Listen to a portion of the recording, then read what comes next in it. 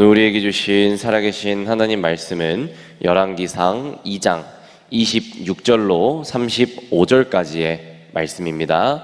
이 말씀을 한 절씩 교독하겠습니다. 왕이 제사장 아비아달에게 이르되 내 고향 아나돗으로 가라.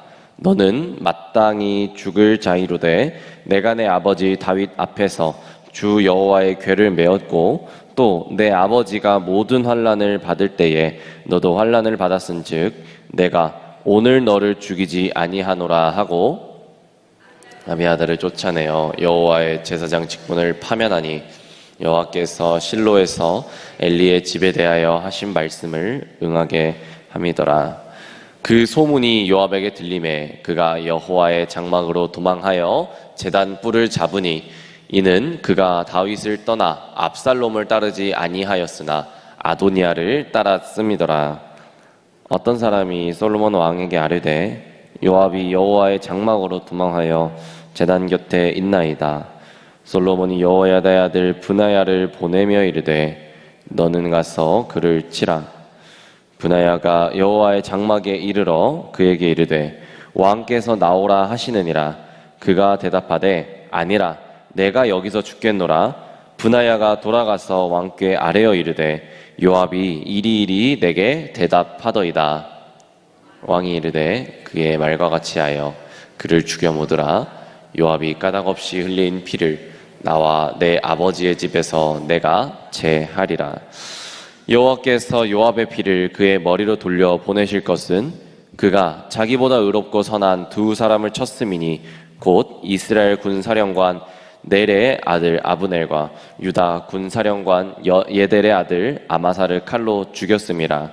이 일을 내 아버지 다윗은 알지 못하셨나니 그들의 피는 영영이 요압의 머리와 그의 자손의 머리로 돌아갈지라도 다윗과 그의 자손과 그의 집과 그의 왕위에는 여호와께로 말미암는 평강이 영원히 있으리라.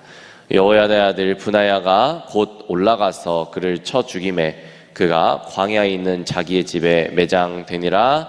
왕이 이에 여호야다의 아들 브나야를 요압을 대신하여 근사령관으로 삼고 또 제사장 사독으로 아비아달을 대신하게 하니라. 아멘. 네, 이 출발을 잘 하고도 끝이 좋지 않은 사람들이 있습니다. 신앙의 경주에 있어서도 처음에는 하나님을 향한 순수한 사랑과 이 믿음과 비전으로 시작했다가 나중에는 이 잘못된 선택과 욕심 때문에 인생 전체가 무너지는 경우를 우리는 덜어 보게 됩니다. 다윗과 함께 왕국을 건설했던 사람들도 그러했습니다. 처음에는 순수한 신앙과 이 하나님 나라에 대한 비전 그리고 서로에 대한 사랑으로 시작했지만 마지막에는 결국 좋지 못한 결과를 맞게 되는 사람들이 나오게 되죠. 오늘 말씀을 통해서 우리가 처음과 끝이 한결같은 그런 신앙의 삶을 소망해보는 그런 시간이 되기를 소망합니다. 어제 본문에서 등장했던 아도니아는 또다시 왕권을 차지하기 위한 음모를 꾸미다가 결국 솔로몬에 의해서 제거되었습니다.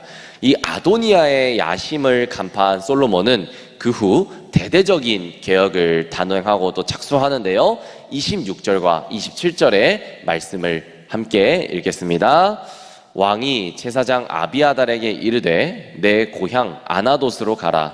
너는 마땅히 죽을 자이로되 내가 내 아버지 다윗 앞에서 주 여호와의 궤를 메었고 또 내 아버지가 모든 환난을 받을 때에 너도 환난을 받았은즉 내가 오늘 너를 죽이지 아니하노라 하고 아비아달을 쫓아내어 여호와의 제사장 직분을 파면하니 여호와께서 실로에서 엘리의 집에 대하여 하신 말씀을 응하게 함이더라.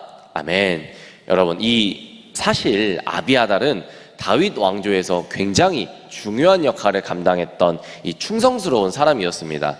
그의 아버지 아히멜렉은 다윗이 사울에게 쫓길 때에 그에게 먹을 것과 무기를 제공하였다가 다른 제사장들과 함께 사울에게 죽임을 당한 인물이고요.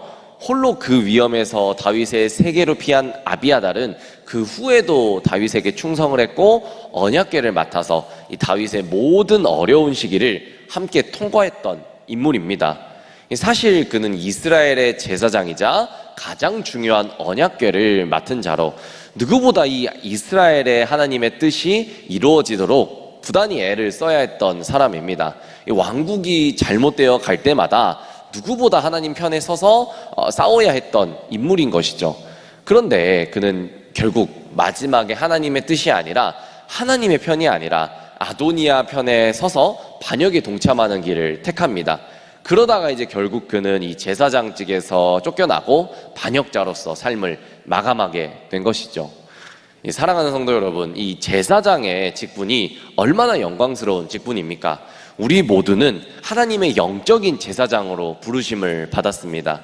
하나님을 알지 못하는 세상에 말씀을 가르치고 또 말씀을 선포하는 그런 직분으로 부르심을 받은 것이죠. 이것을 위해서 이 일을 하도록 하나님은 우리의 삶에 임재하시고 축복하고 계시다는 것이죠. 하나님은 이 일을 할 수 있도록 우리에게 여러 가지 은사와 여러 가지 또 달란트를 주셨습니다. 그렇지만 우리에게 주어진 축복의 목적을 잃어버리고 우리 자신과 또 이기심과 이 자신의 만족을 위해서 살게 될 때에, 그리고 그런 잘못된 선택을 하게 될 때 우리는 영적 제사장의 축복을 잃어버리고 결국 아비아달과 같이 하나님 앞에서 쫓겨날 수밖에 없는 것이죠. 여기서 있는 저나 담임 목사님처럼 목회자만이 이 영적 제사장이 아닙니다. 모두가 각자 맡은 자리에서 제사장의 역할을 수행해야 한다는 것이죠. 저와 여러분이 끝까지 우리 하나님을 향한 첫사랑을 간직할 수 있기를 바랍니다. 끝까지 충성하는 우리가 되어야 된다는 것이죠. 끝까지 믿음의 경주를 아름답게 완주하는 저와 여러분의 삶이 되시기를 축복합니다. 이 아비아달을 처단하는 것, 여러 가지 위험 부담이 따르고 어려움이 예상되었어요. 그렇지만 그는 결단력을 가지고 용기를 가지고 이 일을 추진합니다. 때로는 우리에게도 정말 이 어려움이 따른다 할지라도 정의롭지 못하고 불의한 관계는 과감하게 끊어버리는 태도가 우리에겐 필요할 수 있습니다. 필요할 때가 있다는 것이죠. 그것은 바로 하나님을 향한 첫사랑을 계속해서 간직하고 유지할 수 있는 방법인 것입니다. 솔로몬 또한 그러했어요. 솔로몬 또한 아비아달을 제사장에서 파면하여서 그의 고향 아나돗으로 낙향시킵니다. 이 아비아달의 낙향이 좀 생각보다 징계수위가 낮지 않나? 라고 생각할 수 있지만 오베데돔에 있던 이 언약궤를 다윗의 성에 옮길 당시 궤를 메웠고 또 다윗과 함께 일했던 공로를 인정해서 낙향으로 이 징계를 마무리한 것입니다. 그러나 실제로 이 아비아달의 파면, 이 아비아달의 낙향은 종교인으로서 생명을 끝내게 하는 정말 그 중징계인 것이죠. 결국 아비아달은 살아도 산 것이 아닌 그 정말 큰 징계가 된 것입니다. 한편 이 제사장 아비아달이 그 지위에서 쫓겨났다는 소식을 들은 요압은 다음이 자기 차례인 것을 직감합니다. 그는 이스라엘의 이 군권을 가진 자였습니다. 군대 장관이었죠. 그렇기 때문에 반항해 볼 수도 있고 쿠데타 한번 일으켜 볼 수도 있었겠지만 이제는 명분도 그 세력도 자신에게는 승산이 없겠다라고 여기고 여호와의 장막으로 달려가서 제단 뿔을 잡습니다. 왜냐하면 이스라엘에게는 이 살인한 자일지라도 고의로 살인한 것이 아니면 제단 뿔을 잡고 용서를 구할 수 있었기 때문이죠. 아마 요압도 이 아도니아가 제단 뿔을 잡고 용서를 받았다라는 사실을 기억하고 요압 본인도 이 제단 뿔을 잡았을 겁니다. 그러나 요압에게는 해당되지 않는 이야기였죠. 왜냐하면 그는 무고한 이 두 사람의 피를 흘렸기 때문입니다. 이스라엘 군대 장관 아브넬과 유다의 군사령관 아마사가 그 두 인물이었잖아요. 결국 그는 브나야의 손에 죽임을 당하게 됩니다.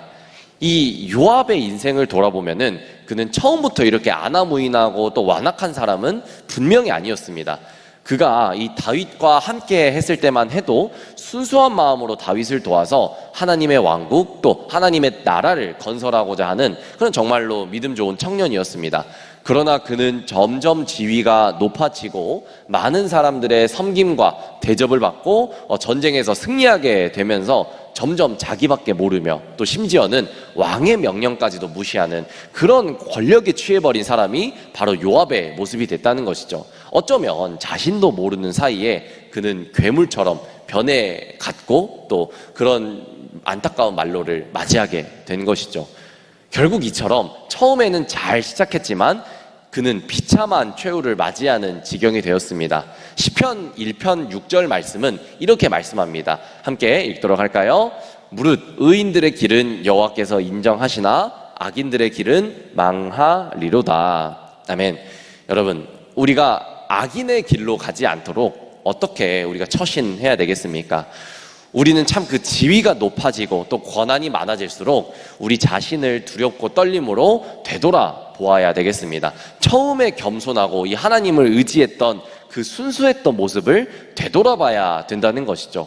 참 얼마나 많은 사람들이, 얼마나 많은 지도자들이 섬김받고 이 많은 사람들의 인정과 존경을 받다가 이 첫 겸손한 마음, 하나님을 의지했던 첫 순수한 첫 신앙을 잃어갑니까? 이 얼마나 많은 사람들이 섬김을 당연한 것으로 여기고 더 많은 것을 요구하고 더 높임 받기를 원하다가 회개할 줄 모르고 자기를 돌아볼 줄 모르는 사람이 되어버립니까? 이런 사람들에게 축복은 오히려 독이 된다는 것이죠. 참된 회개가 필요합니다. 요압은 이 첫 신앙을 잃어서 권력에 취해 있다가 위기가 오자 재단불을 잡는 생각을 합니다. 참된 회개의 자세가 아니죠. 참된 회개의 자세가 아니라 이 또한 지나가겠지, 이 또한 넘어가겠지라는 이 잘못된 생각을 가진 모습입니다. 그런데 우리가 분명히 반드시 기도해야 될 것은 오늘날 우리 가운데도 이런 요압과 같은 모습을 가지지 않았는지 분명히 돌아보아야 한다는 것입니다. 무슨 말입니까? 평상시에는 죄악 가운데서 아무렇지 않게 살다가 필요한 경우에, 내가 위기에 처했을 때, 내가 하나님이 필요한 경우에만 하나님께 부르짖는 경우입니다. 여러분, 기도란 내가 원하는 것을 찾아가는 과정, 내가 원하는 것을 받아가는 과정이 기도가 아니라 내가 죽어져가는 과정이 바로 기도인 것입니다. 나의 것을 내려놓고 예수님 것으로 채우기 때문이죠. 사랑하는 또 성도 여러분, 저와 여러분들이 오늘 하루 우리 자신을 분명하게 돌아볼 수 있는 하루 되기를 간절히 소원합니다. 혹시 우리가 섬김받는 것에 너무 익숙해져 있지는 않는지요? 이것이 사람뿐만 아니라 하나님께도 그렇습니다. 내가 하나님께 섬김받는 것에 익숙하고 더 나아가서 사람에게 섬김받는 것이 익숙하지 않는지, 또 기도하는 것에 익숙해져 있지 않은지, 예배에 또 말씀에 또 경건생활에 너무나도 안일하게 익숙해져 있지 않은지 분명히 우리 모습을 돌아보아야 합니다. 혹시 우리가 처음에 그 겸손하고 하나님을 순수하게 사랑했던 때가 모두 다 있지 않습니까? 그 순수하게 사랑했던 때를 오늘 좀 분명히 추억하고 기억했으면 좋겠습니다. 그러면서 오늘의 우리 모습에 투영하면서 그 순수했던 마음, 정말 예수님이 아니면 안 됐던 그 순수했고 뜨거웠던 마음이 잃어버리고 있지 않은지 분명히 돌아보시기를 바랍니다. 또 나아가서 혹시 회개를 진정으로 하는 것이 아니라 그저 면죄부처럼 성의 없이 드리고 있지는 않은지 또 돌아보아야 되겠습니다. 여러분, 참된 변화가 없는 회개는 이 요압이 재단불을 잡는 것과 똑같습니다. 우리가 변화가 일어나는 것은 무엇입니까? 첫 사랑이 회복이 되는 것이죠. 오늘 우리가 첫사랑을 다시 기억하고 겸손함으로 우리의 높아진 마음이 있었다면 이것을 회개하고 하나님 앞에 나아가는 저와 여러분들의 분명한 변화의 삶이, 그 변화의 은혜가, 변화의 축복이 분명히 일어나시기를 주님의 이름으로 축복합니다. 함께 기도하겠습니다. 살아계신 하나님, 우리의 믿음이 처음과 끝이 한결같이 주님을 사랑하고 주님 앞에 겸손한 삶이 되게 도와주시옵소서. 처음을 성공적으로 시작했지만 마지막이 무너지는 삶이 아니라 처음과 끝이 하나님 앞에 칭찬받고 인정받는 삶이 되게 도와주시옵소서. 하나님, 첫사랑을 회복하기를 소망합니다. 그럼으로써 진정한 회개의 은혜를 우리가 받고 아버지 앞에 내 마음을 온전히 올려드릴 수 있는 그 찾아가는 과정이 될 수 있도록 주님 인도하여 주시옵소서. 살아계신 예수님 이름으로 감사히 기도드렸습니다. 아멘.